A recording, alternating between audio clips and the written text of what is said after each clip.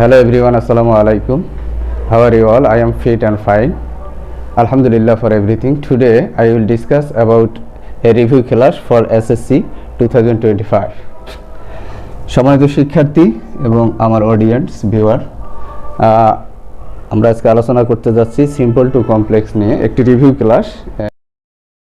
এই মুহূর্তে আমার সামনে আমার এসএসসি ব্যাচ 2025 উপস্থিত। তো আমি চিন্তা করলাম যে এখন যেহেতু ওদেরকে একটু রিভিউ করাইতে হবে, সেক্ষেত্রে একটু ভিডিও করলাম যাতে দেশের আনাচে কানাচে যারা আছে সবাই উপকৃত হতে পারে। আপনি ভিডিওটা একটু শেয়ার করে দেন যাতে সারা দেশের আনাচে কানাচে ভিডিওটি চলে যায় এবং শিক্ষার্থীরা উপকৃত হয়। আপনার একটি শেয়ারে উপকৃত হতে। Let's start our discussion. Simple to complex আমরা আগে যেহেতু এগুলো আলোচনা শেষ করেছি, আজকে আমাদের রিভিউ ক্লাস, সুতরাং সরাসরি এক্সাম্পল নিয়ে আমরা কথা বলবো। প্রথম এক্সাম্পলটা আমি দিতে চাচ্ছি,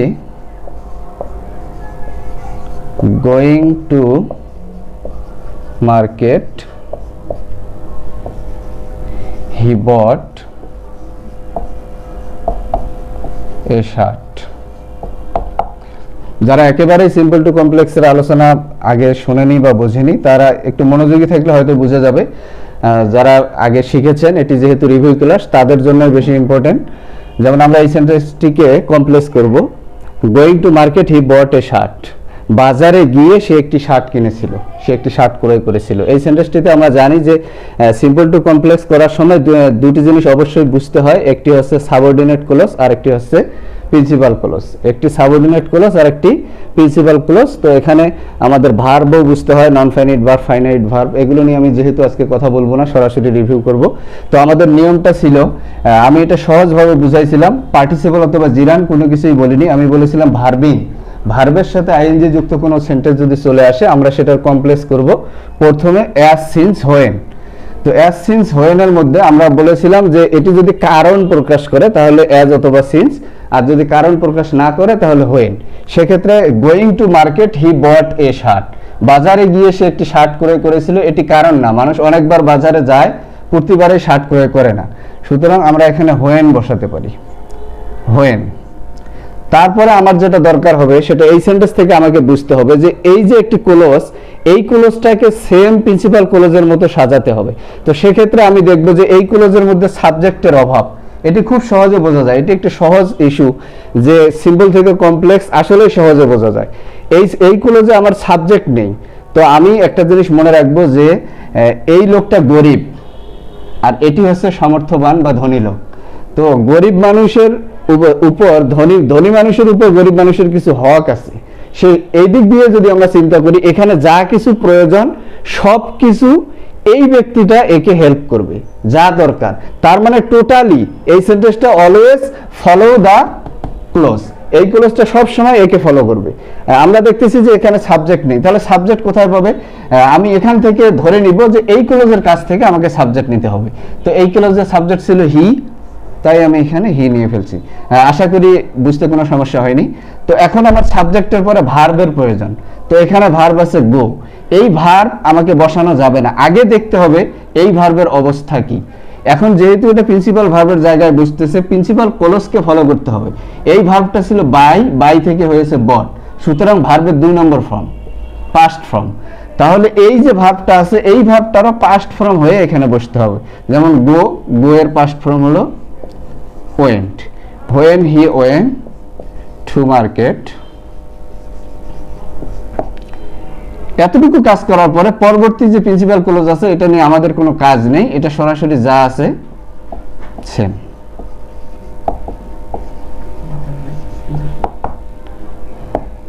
তো বিষয়টা এরকম যে আমাদের যেহেতু রিভিউ ক্লাস, আমরা আর এটা নিয়ে বেশি কথা বলবো না।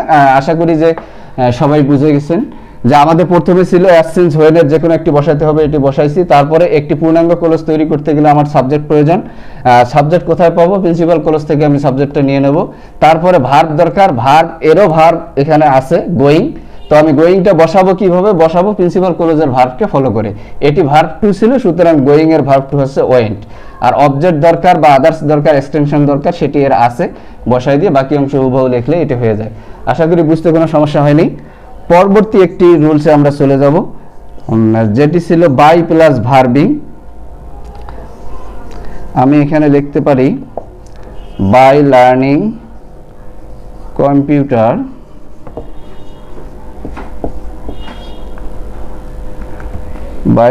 Computer I got a good job. By learning computer I got a good job. এই নিয়মটা আমাদের কোন নিয়মে পড়েছে? এটি একটি নিয়ম আমরা পড়েছিলাম যে বাই প্লাস ভার্বিং। বাই প্লাস ভার্বিং এর যে নিয়মটা সেটি ছিল এইটা। তো বাই প্লাস ভার্বিং এর নিয়মে আমরা বলেছিলাম প্রথমে একটি ইফ, তারপরে সেম নিয়ম সাবজেক্ট যেরকম এই ক্লজে যেরকম যে এই ক্লজটাকে প্রিন্সিপাল ক্লজ বানানোর জন্য যা করা দরকার, সেক্ষেত্রে আমরা সাবজেক্ট আমাদের দরকার। সাবজেক্ট কোথা থেকে নিব? একটু আগেই আমি বলেছিলাম যে সাবজেক্টটা আসবে যেটা পূর্ণাঙ্গ ক্লজ, প্রিন্সিপাল ক্লজ, এখান থেকে আমরা সব কিছু ফলো করব। তো আই এখানে সাবজেক্ট, সুতরাং এখানেও সাবজেক্ট আই। এবার ভার্ব বসানোর প্রক্রিয়া, এখানে ভার্বটা ছিল ভার্ব টু, সুতরাং এই ভার্বটা আছে লার্নিং, এর ভার্ব টু আমাকে বসাইতে হবে, এটি হচ্ছে লার্ন। যেহেতু আদার্স এখানে রয়ে গেছে আমরা সেটা বসাই দিব।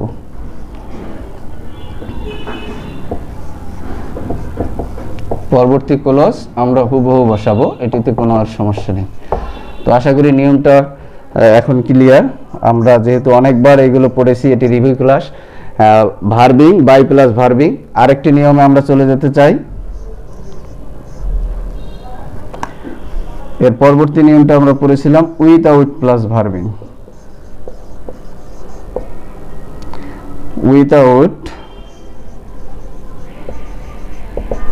উইথআউট লার্নিং ইংলিশ, এটা যে কোনো ভাবে থাকতে পারে, আমি শুধু বেসিক নিয়ে কথা বলতেছি। উইথআউট লার্নিং ইংলিশ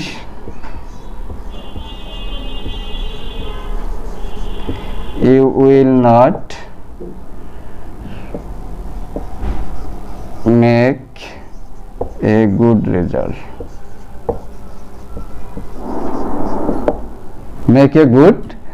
তাহলে আমরা এই এক্সাম্পলটা কি লিখেছি দেখো, without learning English you will not make a good result. English শেখা ছাড়া, ইংরেজি শেখা ছাড়া তুমি ভালো রেজাল্ট করতে পারবে না, ভালো ফলাফল করতে পারবে না। এই সেন্টেন্সটি বিভিন্নভাবে এসে যেতে পারে। তো আমাদের ফলো করতে হবে যে এটি কোন রুলসে পড়েছে, কোন নিয়মে এটা এসেছে। এটা এভাবে থাকতে পারে যে you will not make a good result without learning English. এই সাবঅর্ডিনেট ক্লোজটা অনেক সময় শেষে দিবে, তো তোমাকে কমপ্লেক্স করার সময় সাবঅর্ডিনেট ক্লোজটা ঘুরে সামনের দিকে নিয়ে কমপ্লেক্স করলে এটা সহজে কমপ্লেক্স করা যায়। তো আমাদের এই নিয়মটা ছিল কি বলো তো দেখি, কি ছিল এই নিয়ম? উইথআউট থাকলে কি থাকতো? ইফ। এটি থাকতো ইফ, যেমন বাই প্লাস ভার্বিং এও ইফ, উইথআউট প্লাস ভার্বিং এও ইফ। তো ইফ এখানে ডিফারেন্ট একটা, অনলি ওয়ান ডিফারেন্স হেয়ার, সেটি হচ্ছে যে এখানেও সাবজেক্ট থাকবে, এখানেও সাবজেক্ট থাকবে, এখানে এটি নেগেটিভ করতে হবে। উইথআউট এর সেন্টেন্সটি কি করতে হবে? নেগেটিভ করতে হবে। আমরা নিয়মে দিছিলাম if plus subject plus don't, doesn't এবং ডিডেন্ট, যে কোনো একটি আমরা ব্যবহার করব। তো আমার এখন সাবজেক্ট প্রয়োজন। সাবজেক্ট আমি বারবারই বলেছি যে সাবজেক্ট সবসময় ধনী মানুষ গরিবদেরকে সাহায্য করবে, এটাই নিয়ম।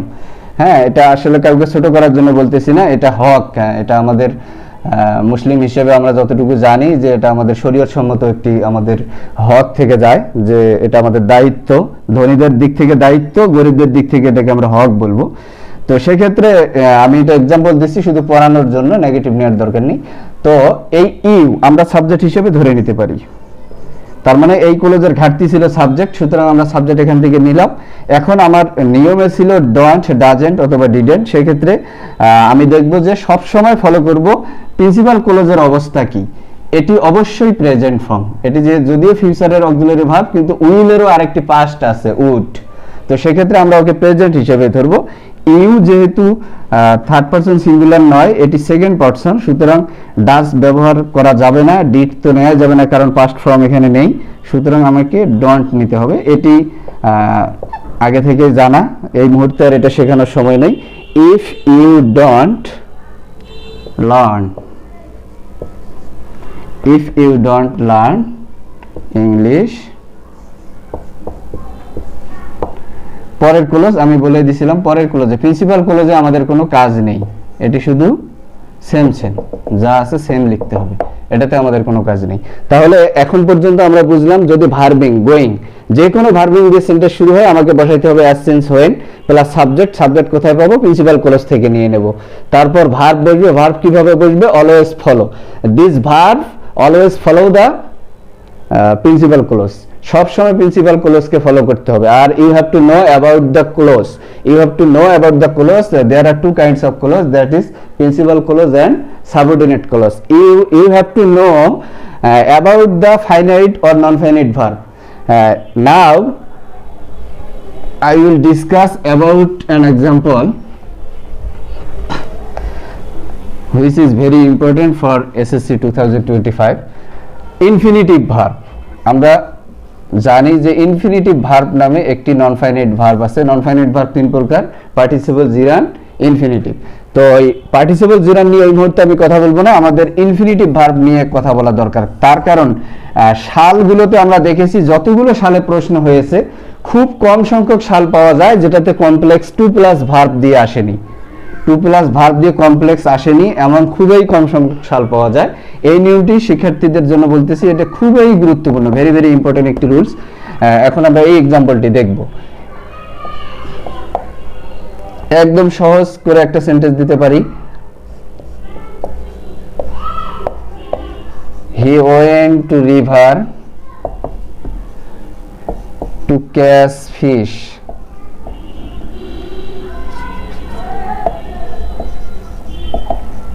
এটা একটা কমন সেন্টেন্স যে মানুষ মাছ ধরার জন্য নদীতে যায়। সে গিয়েছিল নদীতে কি করতে? মাছ ধরতে। এই যে এখানে কোন নিয়মে আমাদের পড়েছে সেই বিষয়টা আগেই আমাকে ফলো করতে হবে যে টু এর পরে ভার্বের প্রেজেন্ট ফর্ম। আমরা রাইট ফর্ম ভার্বের একটা নিয়ম জানি যে সকল প্রিপজিশনের পরে ভার্বের সাথে আইএনজি যোগ করতে হয়। অনলি ওয়ান প্রিপজিশন আছে যেটা পরে ভার্বের প্রেজেন্ট ফর্ম করতে হয়। এখানে একটা ডিফারেন্ট ইস্যু আছে, with a view to, look forward to, এগুলো আসলে আবার ভার্বের সাথে আইএনজি করতে হয়। যাই হোক, আমাদের ডিসকাসটা এদিকে নয়। আমার কথা হচ্ছে যে এটি একটি ইম্পর্টেন্ট নিয়ম, যেমন টু প্লাস ভার্ব ওয়ান, এটি বারবারে এসছে। তো এই ক্ষেত্রে আমরা কিভাবে কমপ্লেক্স করব? কমপ্লেক্স করার আমি নিয়মটা আগেই তোমাদেরকে বলে দিয়েছিলাম যে এই ক্লোজটা পূর্ণাঙ্গ লেখে আমরা টু এর জায়গা পর্যন্ত যাব। টু এর স্থানে আমি বসাইতে বলেছিলাম সো দ্যাট, যাতে। এটা আমরা কমপ্লিটিং সেন্টেন্সেও পড়েছি। হ্যাঁ, he reads book so that, সে বই পড়ে যাতে he can get a good job. আমরা ক্যান কুড ব্যবহার করতে বলেছিলাম। কমপ্লিটিং সেন্টেন্সে আমাদের নিয়মগুলো এরকম ছিল, ওটাও মূলত কমপ্লেক্স সেন্টেন্স থেকে সৃষ্টি। হি ওয়েন্ট টু রিভার, সে নদীতে গিয়েছিল, সো দ্যাট যাতে। এবার আমি বলেছিলাম যে এর পরবর্তী গঠনটা হবে subject plus can oblique could plus verb one থেকে পরবর্তীতে যা থাকবে তাই, এরকম একটা গঠন হবে। তো সেই ক্ষেত্রে আমরা যদি এই গঠনকে ফলো করি তাহলে আমাকে লিখতে হবে কি? প্রথমে সাবজেক্ট। সাবজেক্ট কোথায় পাবো?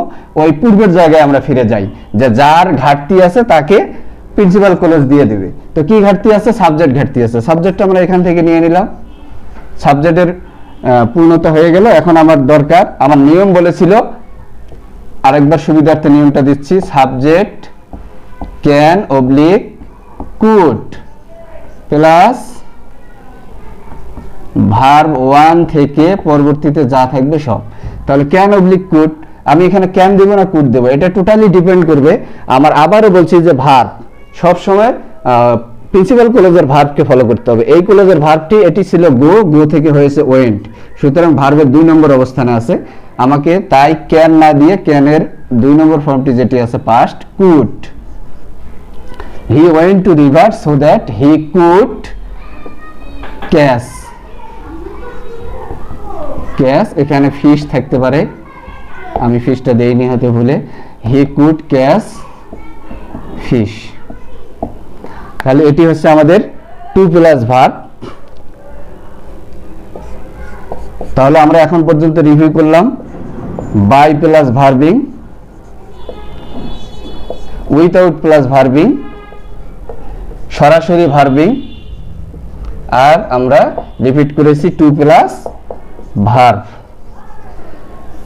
মোটামুটি আমাদের 4টে নিয়ম আজকে রিপিট হয়ে গেছে। আগামী ক্লাসে আমরা হয়তো পরবর্তী নিয়মগুলো রিপিট করব। তো আশা করি আমার এখানকার এসএসসি ব্যাচ 2025 সহ বাকি যারা আমার ভিডিও দেখছে সবাই বুঝবে। সবার সফলতা কামনা করে সামনের এসএসসি 2025-এর রেজাল্ট ভালো হোক এই কামনায় সবার সুস্বাস্থ্য কামনা করছি।